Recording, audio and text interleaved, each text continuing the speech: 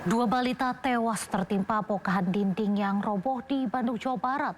Peristiwa terjadi saat pemukiman warga diterjang longsor.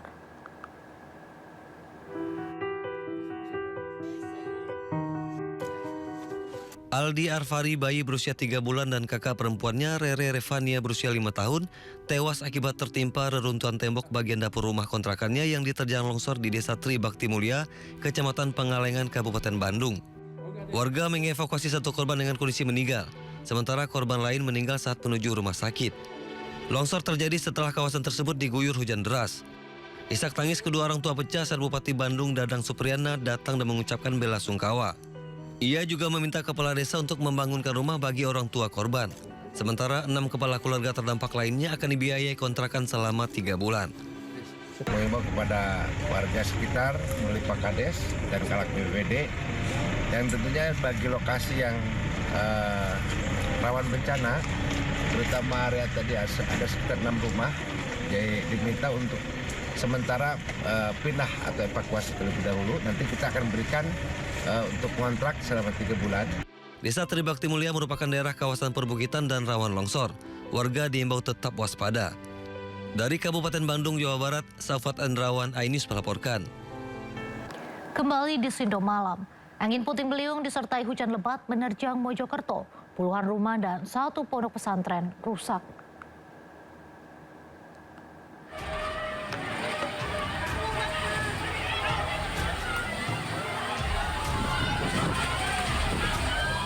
Angin puting beliung disertai hujan lebat menerjang Kecamatan Pungging, Kabupaten Mojokerto, Jawa Timur. Saat kejadian, ratusan santri sebuah pondok pesantren di Desa Tunggal Pager panik berlarian karena angin memporak-porandakan gedung pesantren. Meski tidak berlangsung lama, namun dampak angin puting beliung membuat puluhan rumah rusak.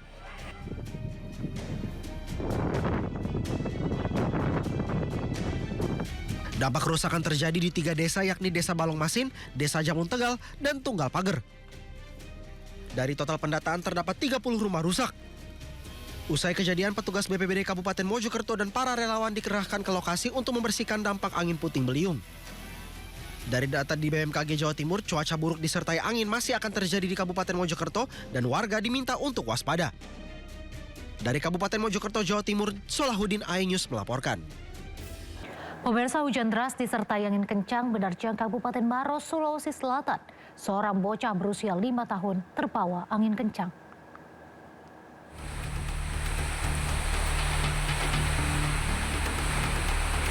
Warga di permukiman 3 kecamatan di Kabupaten Maros, Sulawesi Selatan dikejutkan dengan terjangan hujan deras disertai angin kencang. Bahkan salah satu rumah mengalami kerusakan cukup parah, angin menerbangkan atap rumah. Terjangan angin ribut ini pun hampir menelan korban jiwa, seorang anak perempuan berusia 5 tahun. Korban sempat terbawa angin puting beliung dan tersangkut di tiang atap rumahnya saat sedang bermain di kamar. Beruntung, korban berhasil diselamatkan dan tidak mengalami luka serius meski alami cedera di bagian wajah. Kini korban pun masih trauma dan jalani perawatan di Puskesmas Moncongloe, Kabupaten Maros, Sulawesi Selatan.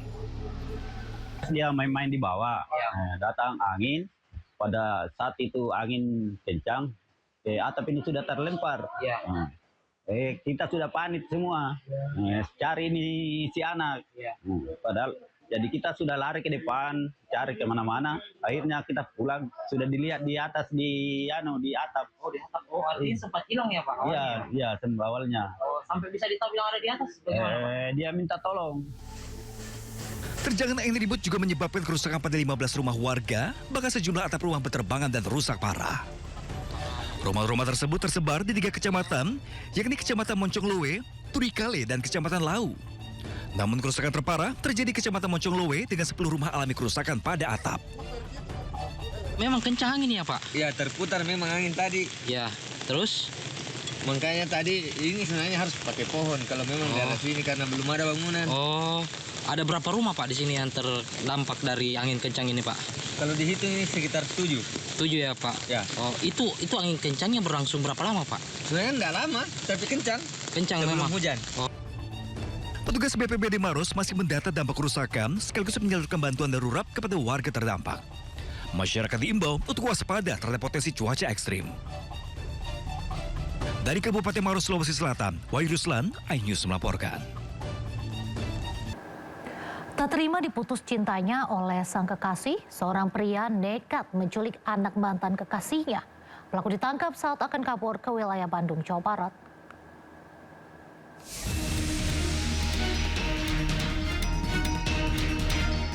Unit Jatanras Polres Metro Bekasi berhasil mengungkap kasus penculikan seorang anak 12 tahun yang terjadi di Kecamatan Tambun Selatan, Kabupaten Bekasi, Jawa Barat.